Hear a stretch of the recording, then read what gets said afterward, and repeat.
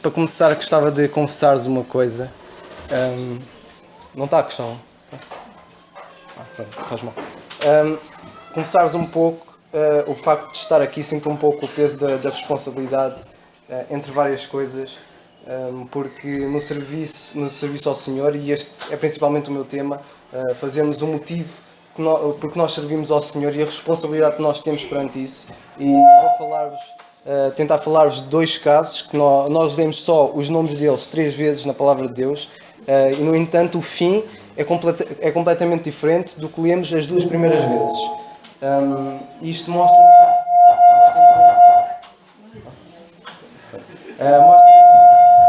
desliga. Podes desligar. Vou tentar falar mais alto. Então mostra-nos um pouco o peso da responsabilidade que estes 2 homens tinham e que nós temos no serviço ao Senhor. Muitas vezes podemos pensar que o facto de um pregador ou do Carlos ou do irmão José estarem aqui, a responsabilidade que eles têm, de facto têm uma enorme responsabilidade, não só eles, e cada um que vem falar da Palavra de Deus, de falar de forma responsável, ensinar bem e principalmente dividir. Conseguirmos manejarmos bem a Palavra de Deus para ensinarmos corretamente e falarmos daquilo que nós mesmos temos aprendido. E eu tenho aprendido bastante. E estes 2 homens que eu quero-vos falar, que eles tiveram, e são mencionados estas 3 vezes, e que eles trabalharam e tiveram dois fins diferentes, e o nome deles é Lucas e Demas, em que só lemos o nome deles 3 vezes, e no entanto, nós através da Palavra de Deus conseguimos conhecer mais um deles. Houve mais um deles que se destacou do que o outro, que foi Lucas. Cristóvão, podes passar? Ou Paulo, podes? Para servir assim de ajuda, é o outro? Esse, exatamente.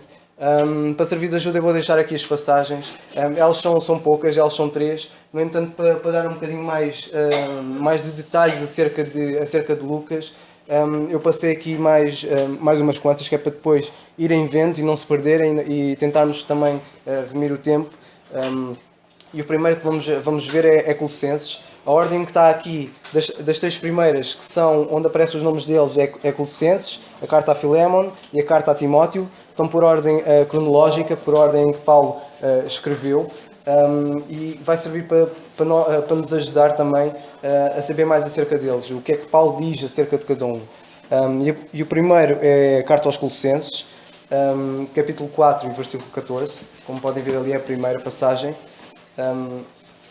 em que vamos ver, e é dito o seguinte: Colossenses capítulo 4 versículo 14 diz: saúda-vos Lucas, o médico amado, e Demas.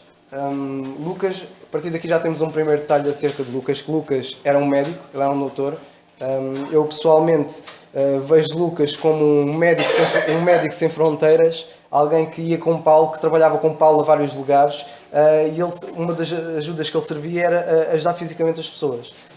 No facto de nós termos este ministério do pão à palavra, ajudarmos fisicamente alguém, ajudar nas necessidades, Lucas ajudava mas nos problemas, nas doenças que eles tinham. A outra passagem a seguir que vamos ver é a segunda, a carta a Filémon, no versículo 24. Ele não tem capítulos, eu pus aqui o capítulo, mas ele não tem, porque ele é bastante curto,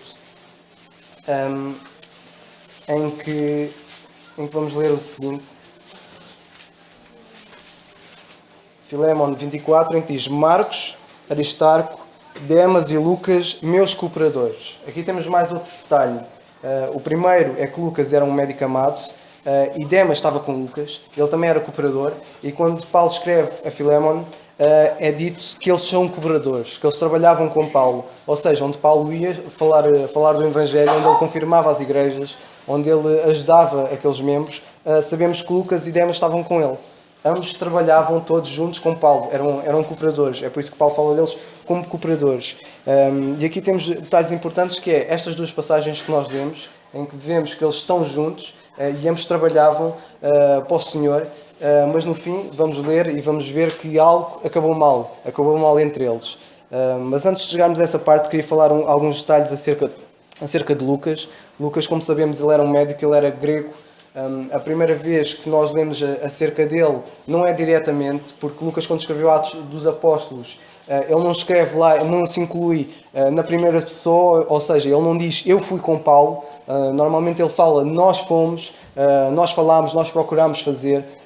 E a primeira vez que nós lemos este detalhe, e vamos ver, que é em Atos capítulo 16, é a quinta parte que eu tenho ali, Atos capítulo 16 e versículos 8 a 10, em que lemos a primeira vez em que Lucas inclui-se no texto.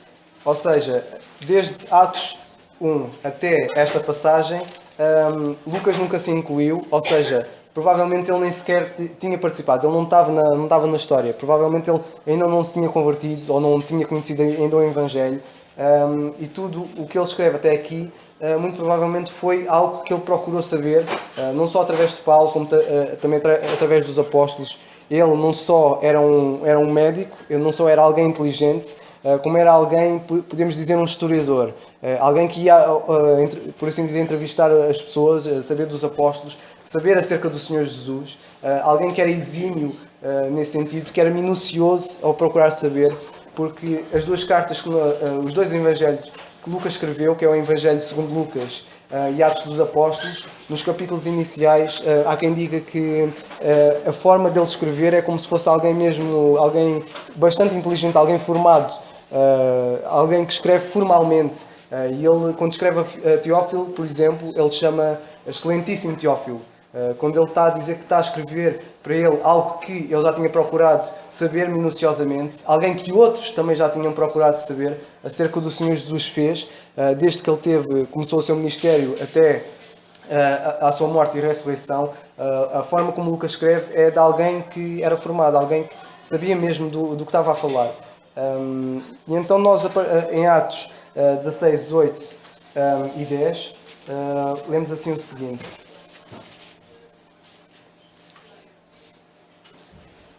Lemos assim: E Crispo, principal da sinagoga, creu no Senhor com toda a sua casa, também muitos dos coríntios. Peço desculpa, estou no capítulo 18. Sim. E tendo passado por Mísia, desceram a Troade. E Paulo teve de noite uma visão, em que se apresentava um varão da Macedónia e lhe rogava, dizendo: Passa a Macedónia e ajuda-nos. E agora aqui no versículo 10 lemos: E logo depois dessa visão procurámos partir. A partir daqui é quando Lucas inclui-se na história, ou seja, ele estava presente naquela altura. Não temos detalhes exatamente onde ele era. Algumas coisas que podemos saber é que ele provavelmente seria de Antioquia, mas no entanto sabemos que só a partir de Troade é que ele inclui-se no texto. Ou seja, eles desceram a Troade, Paulo teve aquela visão e a partir daí nós lemos que Lucas inclui-se no texto e foram com eles até a Macedónia. Não sabemos exatamente, podemos pensar que Lucas seria de Antioquia e que estava em Troade por alguma razão, mas no entanto ambas as zonas foi onde Paulo passou e ambas as zonas foi onde Paulo esteve a pregar e a levar a mensagem da reconciliação. E Lucas, num destes lugares, ele foi tocado, e num destes lugares foi quando ele começou logo a servir ao Senhor. Lucas era grego. Só um pequeno detalhe: a Antioquia e Troade, apesar de ser zonas bastante longe, é onde fica a atual Turquia hoje, para termos mais ou menos uma ideia de onde é o local. Ele era um médico, era grego, era historiador. A primeira passagem que nós lemos, ele era amado por Paulo como um irmão, como um cooperador, como um companheiro. E ele era inteligente, por assim dizer. Ele procurava servir o Senhor. E não é por acaso que Paulo o chamava de médico amado. E a razão que nós vemos isso é pelo facto de ele amar o Senhor. Ele servia, ele ajudava por amor ao Senhor. Quando Paulo escreve a Timóteo, e podemos ler em 1 Timóteo no capítulo 25, no capítulo 5 e versículos 23, em que Paulo faz uma sugestão a Timóteo, em que diz a Timóteo: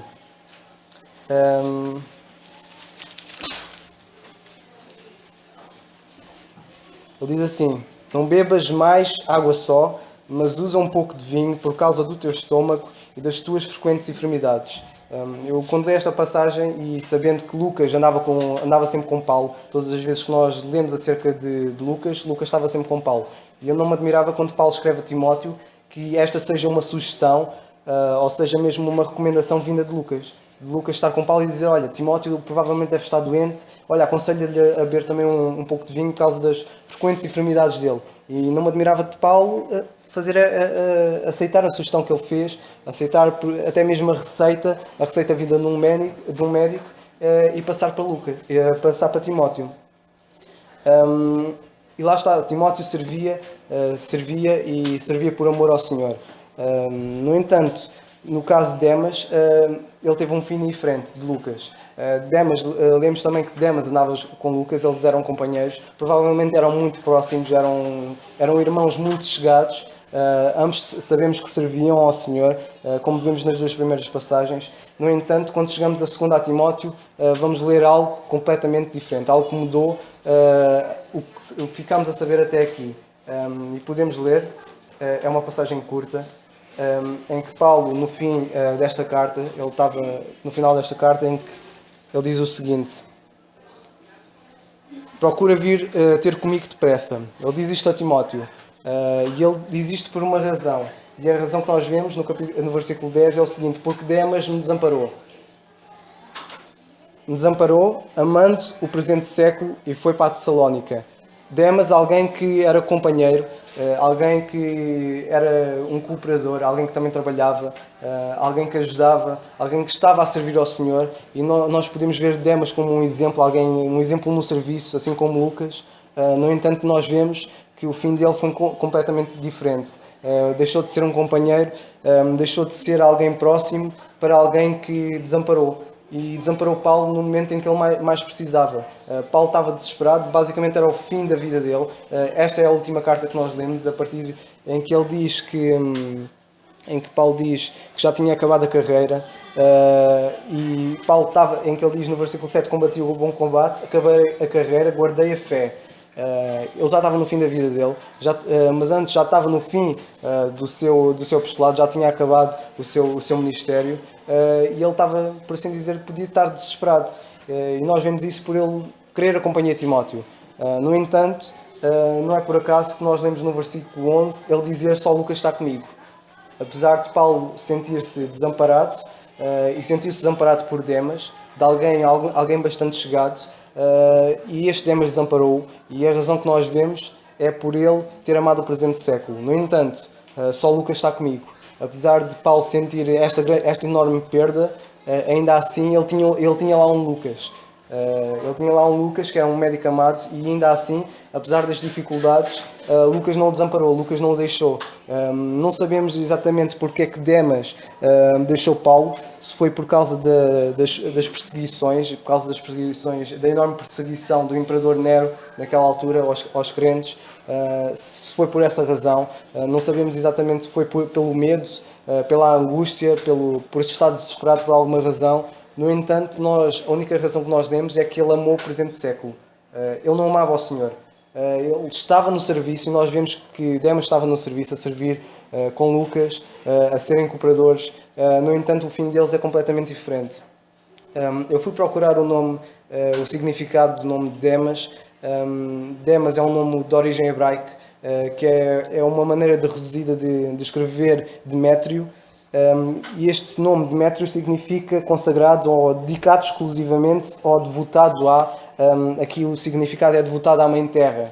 Ele estava devotado, nesta última passagem que nós lemos acerca dele, ele estava dedicado, mas não era ao Senhor. Isto pode servir de exemplo nas nossas vidas. No entanto, a última vez que nós lemos algo sobre eles é isto. Apesar de ambos serem mencionados de forma conjunta nas duas primeiras cartas, nesta última lemos algo que é completamente contrário. Ambos tinham o mesmo objetivo inicialmente, ou pelo menos aparentava assim, no serviço, no trabalho, no amor, e no entanto na última carta nós lemos exatamente o contrário. Apesar de vermos que ambos andavam juntos, e ao lermos as duas primeiras cartas entendemos que eles andavam bem. Podíamos dizer, eles estavam a servir o Senhor, eles andavam com Paulo, andavam a evangelizar, andavam a ajudar as várias igrejas, eles estavam bem. No entanto, no fim, tiveram um destino, lemos que foi completamente ao contrário. Alguém que andavam bem, que andavam juntos, houve separação. E no fim, duas pessoas que trabalhavam juntas, para o mesmo Senhor, tiveram uma separação dura, porque isto foi duro. E foi principalmente duro para Paulo. Não me admiro também ter sido duro para Lucas, ver de alguém que era muito chegado a ele e que partiu. Simplesmente deixou de amar o Senhor.